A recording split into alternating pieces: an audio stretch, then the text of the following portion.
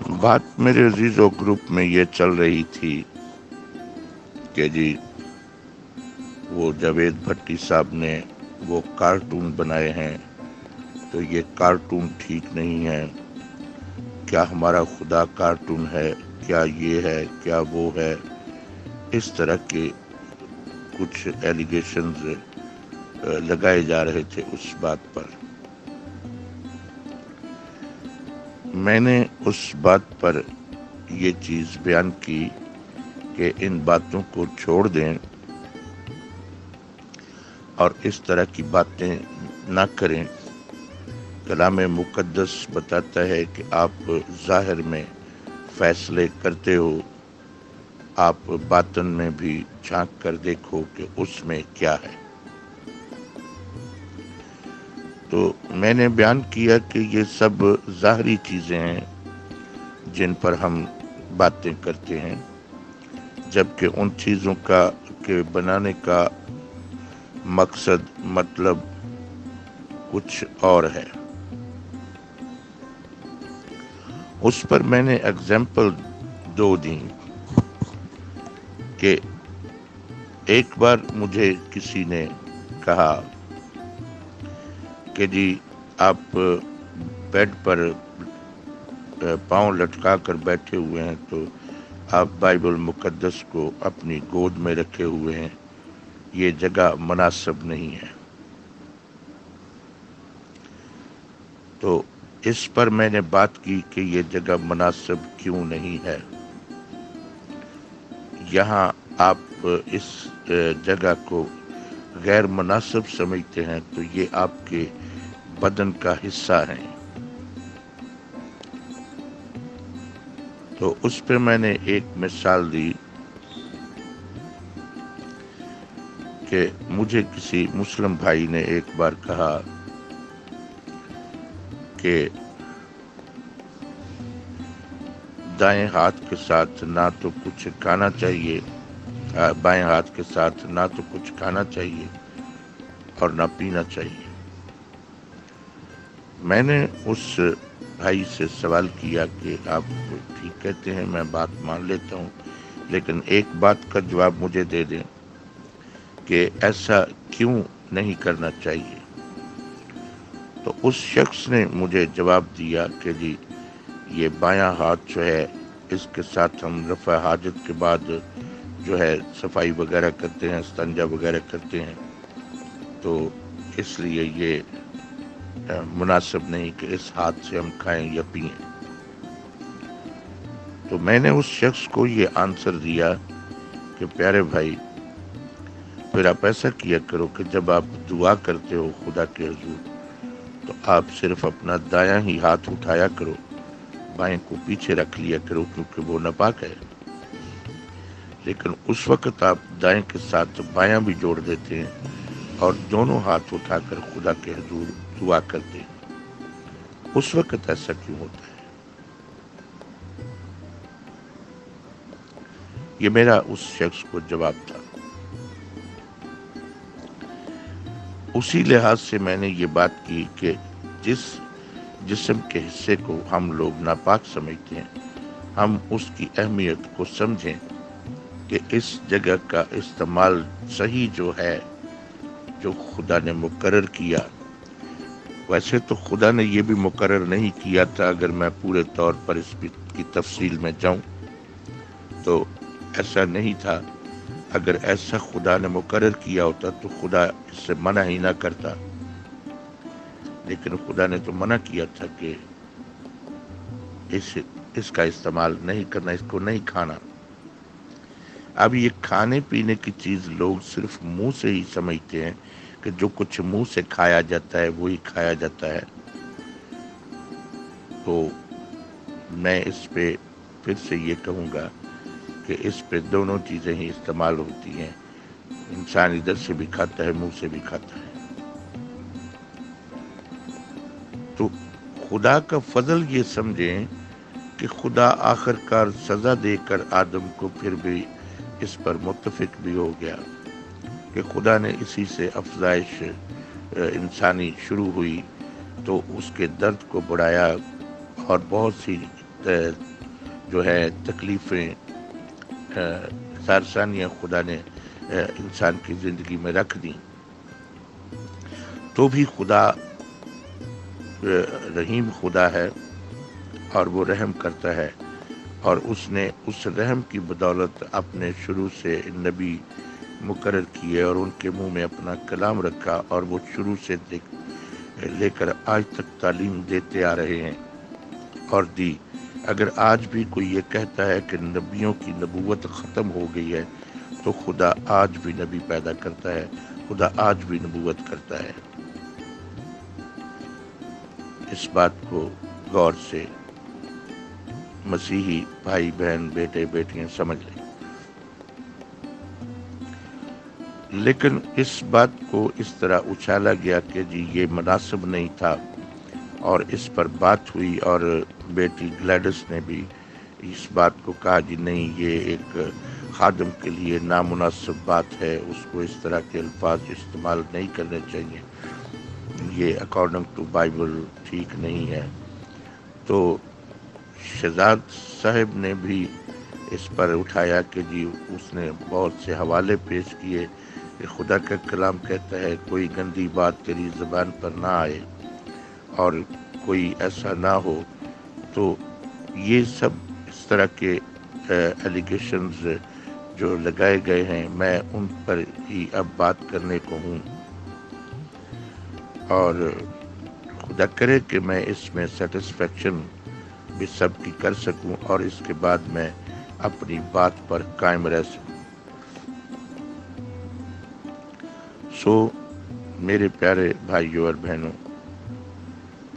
بڑی عاجزی اور انکساری کے ساتھ میں یہ بات کرنے کو ہوں۔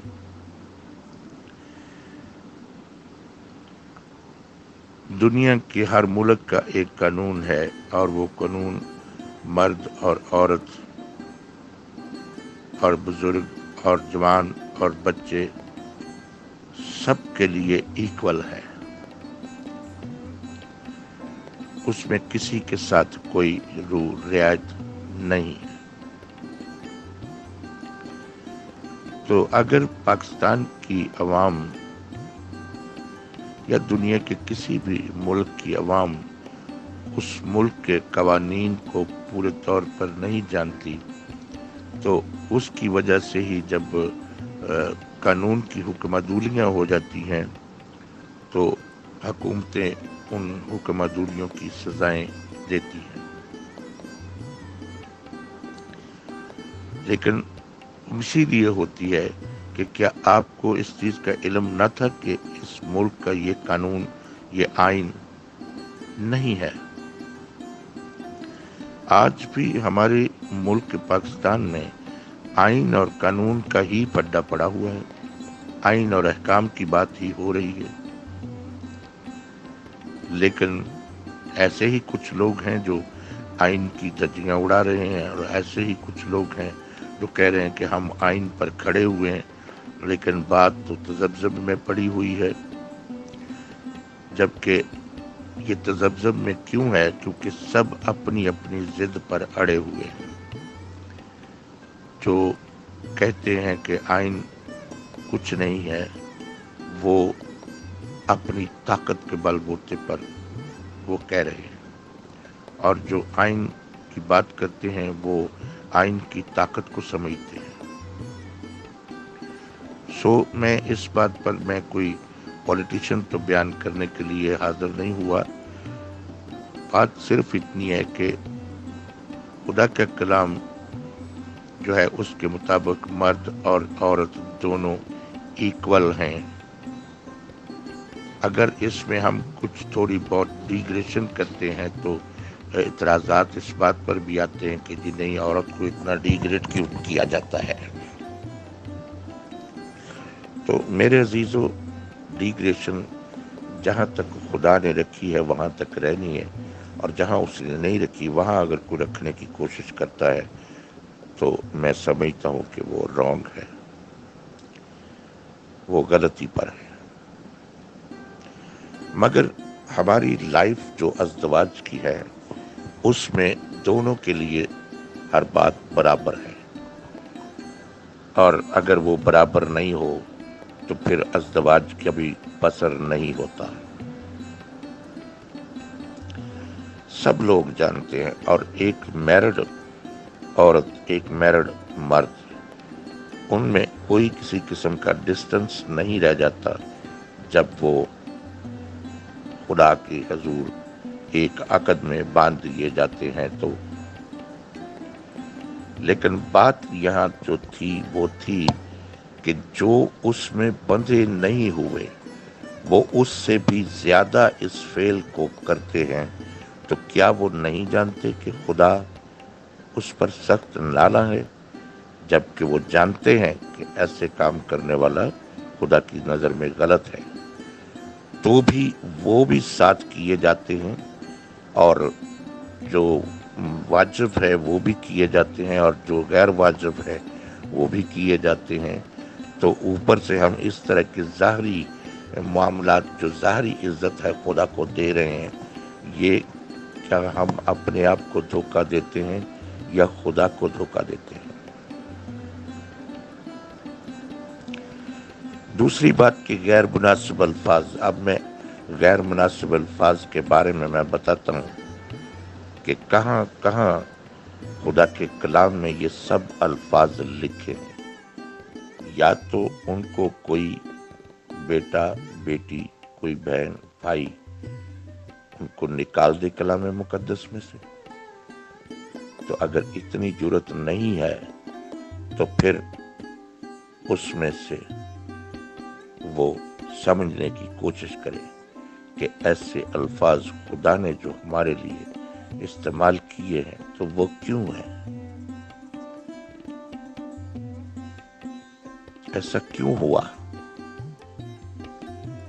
ایسا اس لیے ہوا کیونکہ ہم لوگ اور دنیا سب یہی کچھ کر رہی تھی، تو اسی کی بنا پر پھر خدا نے نالاں ہو کر اس طرح کے کورے الفاظ لوگوں کے لیے استعمال کیے، کیونکہ یہ لوگ ہیں تو آخر اسی کے پیدا کیے ہوئے، اگر وہی پیدا نہ کرے تو کون مائی کا لال جو ہے وہ یہ کہہ سکتا ہے کہ میں پیدا کر سکتا ہوں انسان کو؟ میرے وہاں الفاظ تھے کہ اس بات کے ذائقے لینے کے لیے سب ہیں، مگر حقیقت کو ماننے کے لیے تیار نہیں ہے۔ تو یہ میں نے کون سا غلط کہا؟ میں اکارڈنگ ٹو بائبل بات کر رہا ہوں۔ آپ میں سے کوئی بھی، میں بتا دیتا ہوں، بائبل مقدس میں سے یسایہ نبی کا صحیفہ، اس کا چیپٹر 57، وہ اس کی پہلی 5 آیات کوئی پڑھے، کیسے الفاظ خدا نے استعمال کیے۔ گالی ہے وہ خدا جو دے رہا ہے۔ آپ ان الفاظ کو اگر کوئی سمجھتا ہے کہ وہ غلط لکھے گئے ہیں تو کسی لکھنے والے نے غلط لکھے ہیں، تو لکھوانے والا کون ہے؟ ان کو نکال دیں، کسی کی ضرورت نہیں ہے کہ ان کو نکال دیں۔ اس کے بعد آپ صفنیہ کے صحیفے کے 2 باب کی پہلی 4-5 آیات پڑھ سکتے، وہاں خدا کیا فرماتا ہے۔ پھر ملاکی کے 2 باب کی پہلی آیات پڑھیں، جہاں خدا کائنوں کو کہہ رہا ہے کہ تم نے میری تمجید کو مد نظر نہیں رکھا، اور جو میری شریعت کے مطابق ہے وہ لوگوں کو بتایا نہیں، تم نے اس میں روداری رکھی ہے۔ اب یہاں کون غلط ہوا؟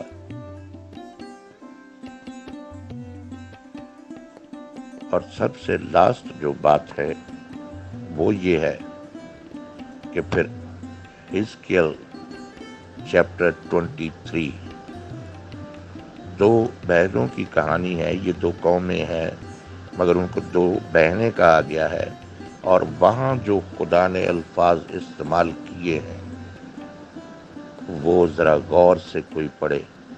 اس میں اگر کوئی بیٹی بائبل مقدس پڑھتی ہے، کوئی بہن بائبل مقدس پڑھتی ہے، تو اگر اس کو چھوڑ دے گی تو غلط کرے گی. وہ کلام اس کو پڑھنا ہوگا، اس کو سمجھنا ہوگا. اور اگر کوئی بھائی بیٹا بزرگ پڑھتا ہے تو اس کو بھی وہ چھوڑنا نہیں، اسے پڑھنا ہوگا. اس کو پڑھنے سے پتہ چلے گا کہ انسانوں میں کون کون سی خصلتیں پائی گئیں اور خدا نے پھر کس کس طرح اور کن کن الفاظ میں ان کے ساتھ کلام کیا ہے. ان سب باتوں کو چھٹلائیں. میں ابھی بھی صرف میں حوالے بتا رہا ہوں، میں وہ اب الفاظ بول نہیں رہا ہوں. بولنے کے لیے یہ میں عرض کر رہا ہوں کہ اب بولے گا وہ جو کلام مقدس میں سے ان حصوں کو بول کر پڑھے. تب اس کو پتہ چلے گا، خواہ وہ بیٹا ہو، بیٹی ہو، بہن ہو، بھائی ہو، بیوی ہو، ماں ہو. میری سمجھ میں نہیں آتا کہ ان چیزوں پر کیوں اعتراضات اٹھائے جاتے ہیں، جبکہ ان چیزوں کو بھی بڑا ڈیپلی سمجھنے کی ضرورت ہے. پھر غزل الغزلات کوئی پڑھ لے، اس میں کیا کچھ آتا ہے. خداوند یسوع مسیح نے خود سے اپنی زبان سے کہا، اس ملک کے، اس دنیا کے، اس زمانے کے حرام کار اور زنا کار لوگ مجھ سے نشان طلب کرتے ہیں. کیوں کہا اس نے زنا کار؟ زنا کس کو کہتے ہیں؟ مجھے کوئی زنا کی فارم بتائے کتنی ہے. میں بتا سکتا ہوں، لیکن یہاں صرف بات کرنے والے بات کر سکتے ہیں، وہ زنا کی فارم نہیں بتا سکتے کہ زنا کی کتنی فارم ہے.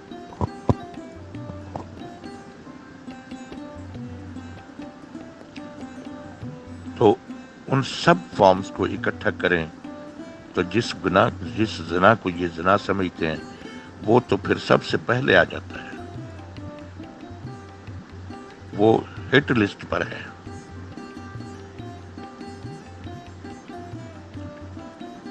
کس طرح کے خیالات ہیں ہمارے.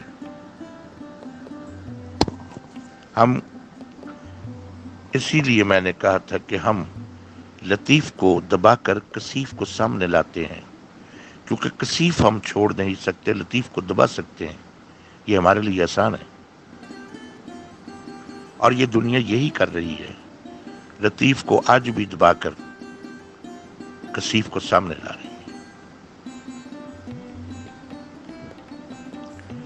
اسی گروپ میں میری ایک بیٹی ہے، اس نے کچھ وائزز اس نے سینڈ کیے ہیں جو اس نے آج سے کچھ دیر پہلے ببلیکل گروپ میں اس نے اس پر بات کی تھی. تو ذرا اس بیٹی کی وہ وائزز سنیں. کیا وہ عورت نہیں ہے؟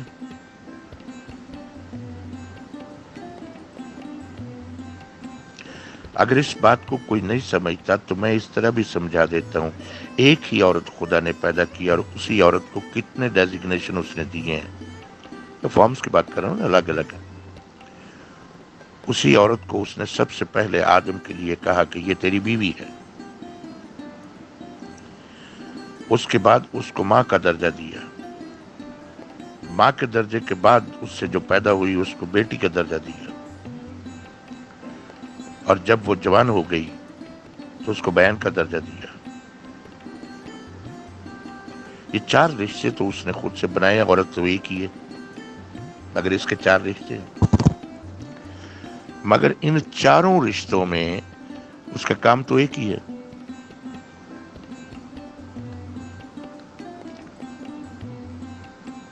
اس کا کام ایک ہی ہے میرے بھائیو.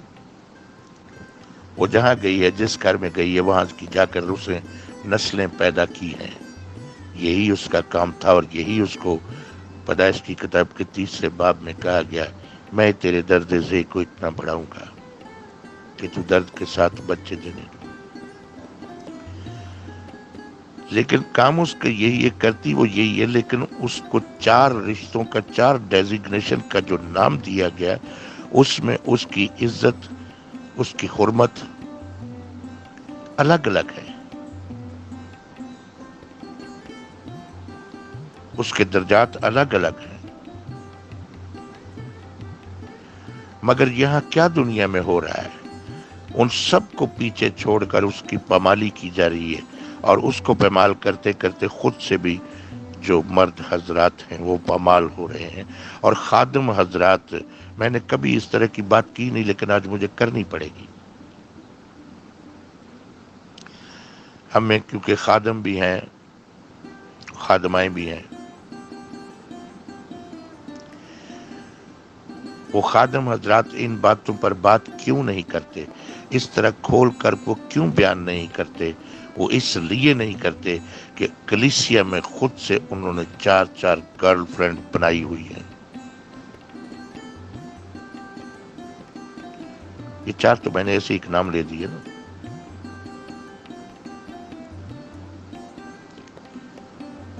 اس لیے وہ کھل کر بات نہیں کرتے، ان کو ڈر لگتا ہے۔ تو بہانہ کیا ہے؟ نہیں جی وہ بیچ میں فیمیل بیٹھی ہوتی ہے تو مناسب نہیں لگتا۔ کیوں مناسب نہیں لگتا؟ خدا کو کیوں نہیں لگا مناسب؟ خدا کو نامناسب کیوں نہیں لگا؟ خدا کو کیوں مناسب لگا؟ کیوں اس نے اپنے کلام مقدس میں اس طرح کی کوری زبان استعمال کی ہے؟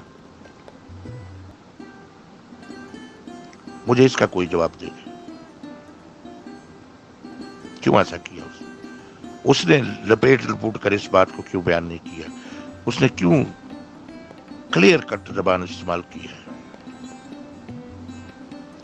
اس لیے کہ ہم اس کی اولاد ہیں، اور وہ ہمیں اولاد سے بڑھ کر پیار کرتا ہے۔ ہم اس کے بیٹے اور بیٹیاں ہیں، تو بیٹے اور بیٹیاں جب بے راہ روی پر چلیں گی اور ہر بات میں روداری رکھیں گی اور اس کو دھوکہ دینے کی کوشش کریں گی، تو وہ پھر بتائے گا اور وہ بالکل ننگا کرے گا، وہ سارے سطر اتار دے گا تاکہ ہم سمجھ پائیں اور ان باتوں سے باز آ جائیں جو وہ باتیں ہمیں سکھاتا ہے، جن سے وہ باز رہنے کو کہتا ہے۔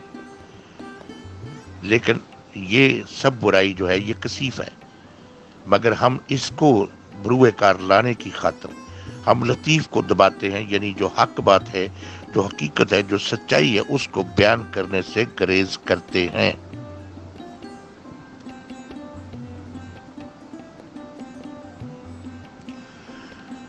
میں جس بیٹی کی بات کر رہا ہوں، اب وہ بیٹی شاید کبھی نہ بتائے لیکن میں بتاتا ہوں، وہ ہر سنڈے کو میرے ساتھ چرچ میں ہوتی ہے۔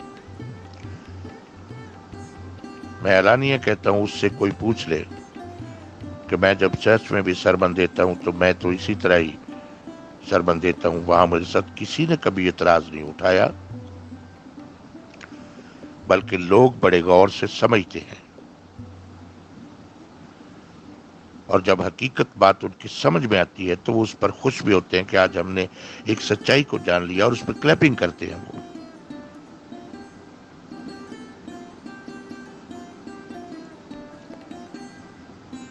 وہ بیٹی اس لیے بات نہیں کرتی کہ پھر اگر سب کو یہ پتہ چل گیا کہ وہ میرے ہی چرچ میں آتی جاتی تو بھی یہ لوگ بخشیں گے نہیں، یہ کہیں گے کہ جی نہیں وہ تو ان کے ساتھ چرچ میں ہوتی ہے نا، اس لیے ان کی فیور کرتی ہے۔ خدا کسی کی فیور کرتا ہے؟ خدا کسی کی فیور نہیں کرتا۔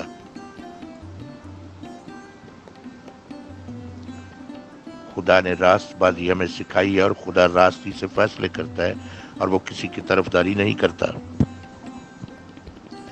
جو اس کے معیار کے مطابق، جو اس کی مرضی کے مطابق چلتا ہے، اس کو وہ بلیس کرتا ہے، اس کو وہ آگے بڑھاتا ہے،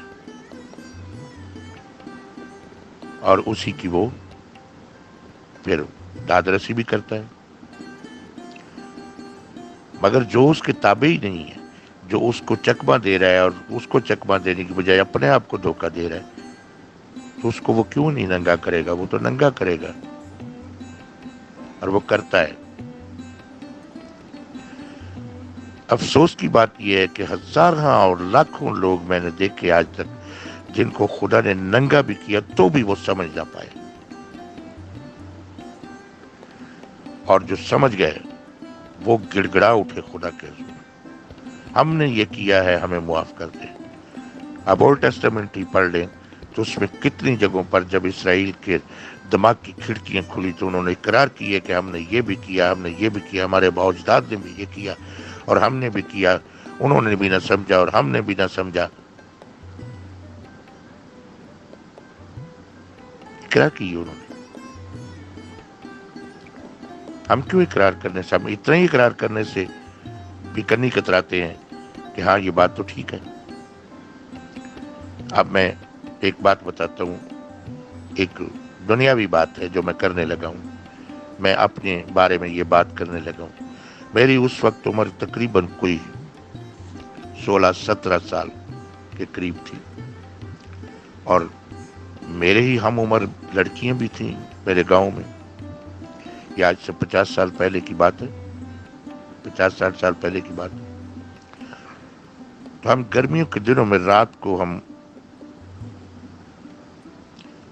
کھیلتے ہوتے تھے، جس کو اردو میں چھپن چھپائی کہا جاتا ہے، پنجابی میں لوکڑ میٹی کہا جاتا ہے.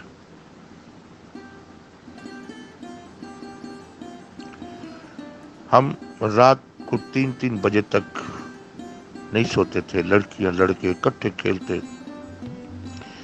ہمارے پیرنٹس کو کبھی اس چیز کی فکر نہیں ہوئی تھی کہ کچھ غلط نہ ہو جائے.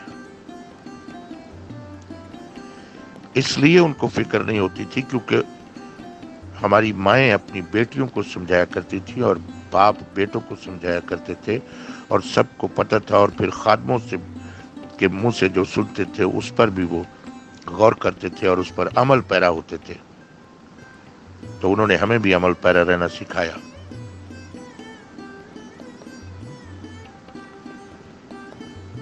میں اس کو اکثر کئی لوگ تو اس کو بھی 16-17 سال کی عمر کو بھی ٹین ایج کہتے ہیں، لیکن آج کل بالغ سمجھا جاتا ہے 18 سال کی عمر کے کو.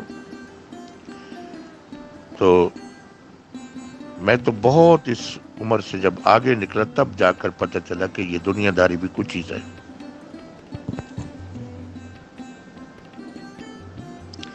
لیکن آج غور کریں اس بات پر جو میں کہنے جا رہا ہوں کہ اس وقت ہماری یعنی کہ ہم عمر لڑکیاں لڑکوں کو ان چیزوں کا بالکل علم نہیں تھا. علم تھا لیکن اس کا خیال تک ان کے دل میں نہیں آتا تھا. لیکن آج ہماری کیا بلکہ ہماری نواسیاں، ہماری پوتیاں 12-12 سال کی عمر میں اور ہمارے پوتے 12-12 سال کی عمر میں کون سی بات ہے جو وہ نہیں جانتے اس معاملات کے بارے میں.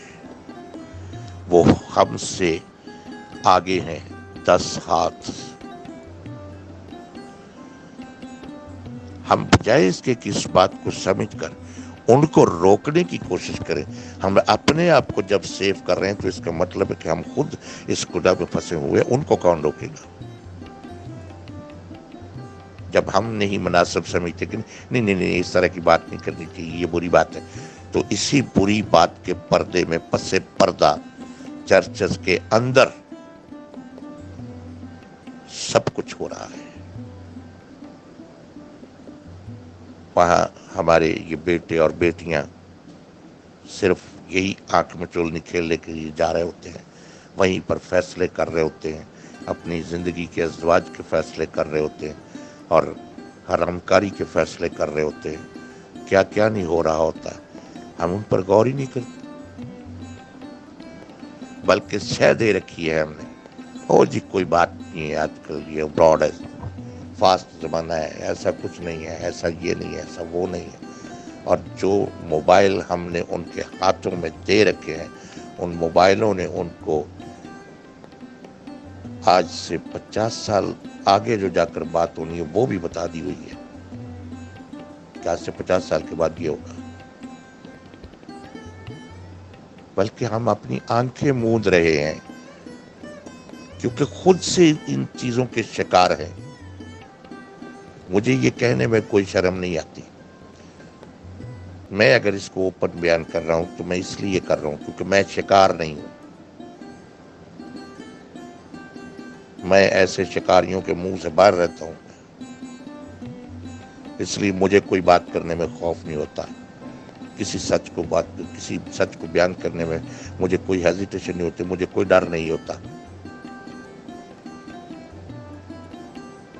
تو اس طرح تو اگر خدا بھی پھر سب کچھ نہ یہاں کرتا تو خدا بھی اس کا مطلب ڈرتا ہوتا پھر دنیا سے. لیکن کیا یہ دنیا خدا کو ڈرائے گی یا خدا ان سے ڈرے گا؟ لیکن اس بات کا ڈر ہمارے اندر کون ڈال رہا ہے؟ جو اس جہان کا خدا ہے، جو اس جہان کا خدا بنا ہوا ہے، وہ ایسی باتیں ڈالتا ہے. وہ کہتا ہے کہ نہ یہ مناسب نہیں ہے، اس طرح کا نہیں. بچے کیا سوچیں گے، بچیاں کیا سوچیں گی کیا؟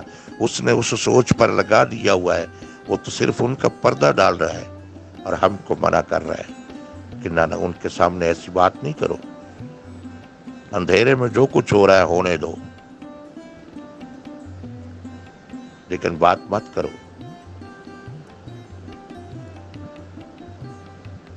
میرے پیارے بھائیوں، میں نے کل بھی اس میں بیان کیا تھا کہ ایک لفظ کا ایک معنی نہیں ہے.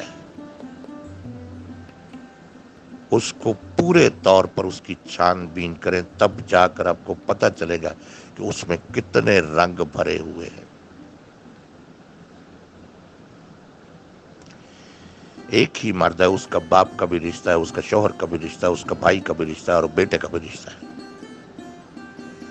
یہ چار کا جز ہے، یہ جو اربع کا جز ہے، یہ خدا نے خود سے بنایا. میں نے نہیں بنایا، آپ نے نہیں بنایا، خدا نے بنایا ہے.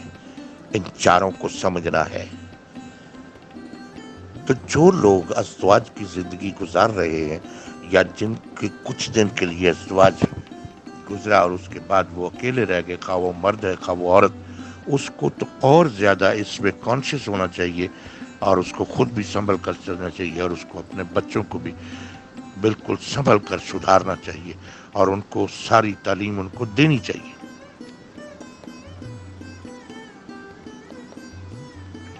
لیکن یہاں پردے ڈالے جا رہے ہیں، یہاں سب کچھ لپیٹ کر رکھا جا رہا ہے اور ایسی چیزوں میں لپیٹا جا رہا ہے کہ میں آج کے دور میں دیکھتا ہوں، اگر تو بہت سی دنیا گفٹ دیتی ہے، اس گفٹ کو اگر نکال کر دیکھو تو وہ گفٹ ٹھیک نہیں ہوتا. اس گفٹ کے بہت سے غلیظ معنی نکلتے ہیں، لیکن اس کو لوگ بڑے نفاست سے بہت خوبصورتی سے پیک کر کے دیتے ہیں. اور جن گفٹ سے کچھ انسان کی زندگی کو فائدہ پہنچ سکتا ہے، ان کو ردی سے کاغذوں میں بھی ریپ کر کے تو وہ گفٹ دیتے ہیں. تو کم عقل لوگ، کم علم لوگ جو ہیں، وہ ان کی پیکنگ دیکھ کے کہہ رہے ہیں مجھے پہلے ہی پتا تھا ایسے کرے گا. دیکھو فلاں نے وہ دیا نا گفٹ، کتنا دل سے اس نے دیا، کتنی خوبصورتی سے، کتنی نفاست سے اس کی پیکنگ کی. ہم کلام مقدس کو اسی طرح نفاست سے لپیٹ کر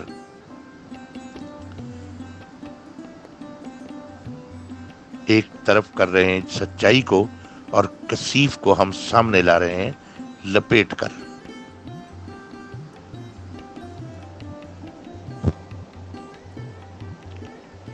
ہم ڈرتے ہیں لوگوں سے، ہم ڈرتے ہیں اپنے بچوں سے، ہم ڈرتے ہیں اپنے رشتہ داروں سے، لیکن اسی ڈر میں سب کچھ بے خوف ہو رہا ہے. کب سمجھ آئے گی ہم کو؟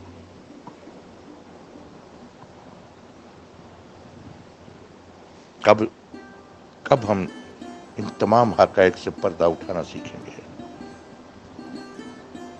خدا تو اٹھانے میں گریز نہیں کرتا.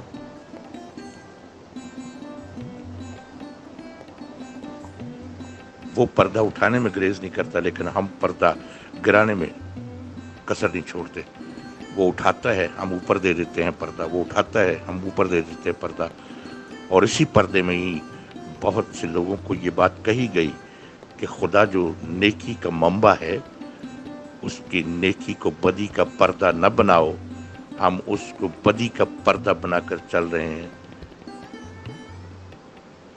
صرف ایک بات ہر بندہ اپنے اوپر سوچتا ہے اس کو میجورٹی میں سوچیں، میجورٹی کیا کر رہی ہے،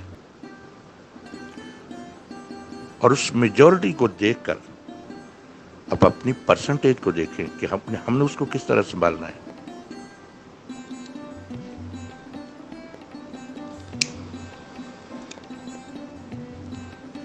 ایسا ہم نہیں کر رہے، تو ہمیں یہ کہنا بڑا آسان لگتا ہے، نہیں وہ فلاں نے ایسے الفاظ بولے، یہ مناسب نہیں ہے۔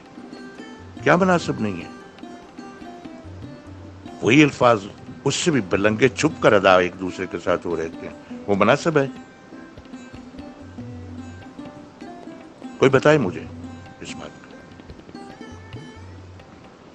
سو میرے عزیزو، خداوند آپ سب کو بڑی برکت دے۔ میں اس کو اور زیادہ اس سے زیادہ کھول کر میں بھی پسند نہیں کرتا، کیونکہ اگر میں اس کو پڑھوں اور اس کی میں ڈیفینیشن کروں تو وہ تو اور بھی زیادہ زہر ہی لگے گی۔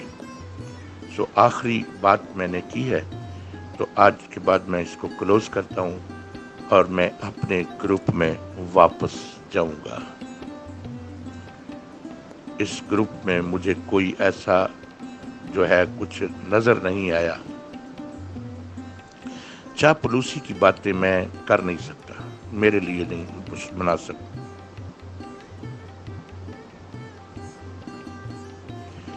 کہ میں چاپلوسی کی باتیں کروں۔ چاپلوسی کی باتیں وہ کرتے ہیں لوگ جن کو چندے چاہیے، مجھے کسی سے چندہ نہیں چاہیے، اور نہ ہی جو لوگ میرے ساتھ ان گروپوں میں شامل ہیں، میں نہیں سمجھتا کہ ان میں کوئی چندہ دینے کی اوقات بھی رکھتا ہے۔ یہ بات بھی میری بری لگے گی، لیکن بات یہ ہے کہ مجھے چندے کی ضرورت ہی نہیں ہے۔ مجھے چندہ دینے والا دیتا ہے، وہ میری فکر کرتا ہے، اس کو میری فکر ہے، اور وہ جتنا مجھے دیتا ہے میں اتنے میں درگزر کرنا جانتا ہوں۔ شروع دن سے مجھے اس نے یہی سکھایا، اور میں نے اس کے ساتھ پہلے دن سے اقرار بھی یہی کیا کہ جو تم مجھے دے گا میں اسی میں گزر بسر کروں گا، میں اس سے آگے تجاوز نہیں کروں گا۔ تو اس کا مطلب یہ بھی نہیں کہ مجھے چندہ لوگ دیتے نہیں ہیں، نہیں، دینے والے دیتے ہیں، جو صحیح طور پر جان چکے ہوئے ہیں سب کچھ، وہ دیتے ہیں چندہ مجھے، اور آگے اس چندے کا یوٹیلائز جو مجھے خدا نے کہا ہے میں اس کے مطابق کرتا ہوں۔ میں یہاں اپنی تعریفوں کے پل نہیں باندھنے چاہوں گا کبھی بھی۔ اس لیے میں جو کلام پیش کرتا ہوں میں چندوں کے لیے نہیں کرتا، میں تو اس لیے کرتا ہوں کہ کوئی حقیقت کو جان جائے اور اپنی زندگی کو کثیف سے نکال کر لطیف میں لے آئے، جو خدا کو پسند ہے۔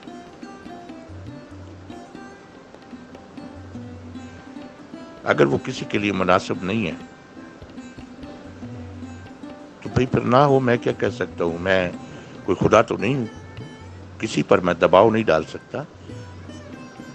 خدا نے بھی دباؤ نہیں ڈالا، لیکن یہ ہے کہ خدا تار تار ضرور کر دیتا ہے، وہ سب کچھ دکھا دیتا ہے کہ تو یہ کر رہا ہے، اور اس نے اپنے کلام میں اسی طرح سختی سے بھی پھر تار تار کر کے دکھایا اس نے،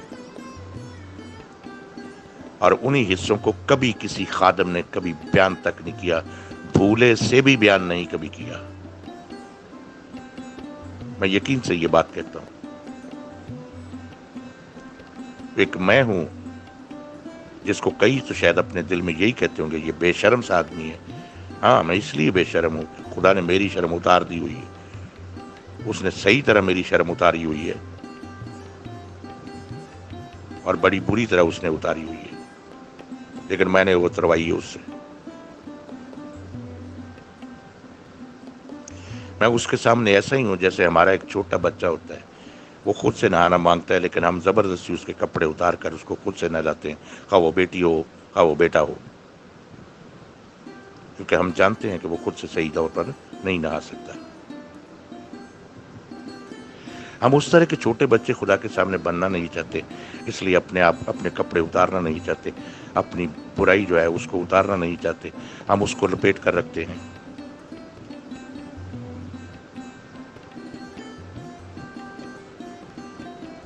तो मेरे अजीजों, आखिरी बात करूंगा और बात को क्लोज करूंगा। मेरी ये बातें मैंने पहले कहा था कि मैं ये तफसील से बयान करूंगा, चाहे किसी को बुरी लगे चाहे अच्छी लगे, मुझे इससे कोई सरोकार नहीं है। हाँ, ये ज़रूर है कि अगर बुरी लगे तो मैं भाई माफ़ी चाहता हूँ, एक बार नहीं 100 बार सबसे माफ़ी चाहता हूँ। लेकिन मैं उन लोगों को भी सलाम करता हूँ जिन्होंने इन बातों को समझा और उन्होंने इस बात का खुशी से इजहार किया कि हमने बहुत अच्छे तरीके से सीखा है। उनको मैं सलाम करता हूँ और उनके मैं पाँव की धूल को भी छूने के लिए तैयार हूँ और मैं छूता हूँ। मेरे क्रिएटर ने सबके पाँव की धूल को धोया है, तो मैं कौन हूँ, मेरी क्या औकात है कि मैं अपने हम जिन्सों के पाँव की धूल को छू भी न सकूं। मैं छूने के लिए तैयार हूँ और सबसे दिल से इन सब बातों की मुआफ़ी चाहता हूँ और इस बात के साथ कि अब से इस प्रेयर ग्रुप में मैं अपनी आवाज़ शायद बुलंद ना कर पाऊँगा। मुझे पता है पहले भी कई बार ऐसा हुआ है मेरे साथ, लेकिन सब ने फिर से कहा नहीं बुजुर्गों, ऐसी बात आप छोड़ दें, गुस्सा छोड़ दें।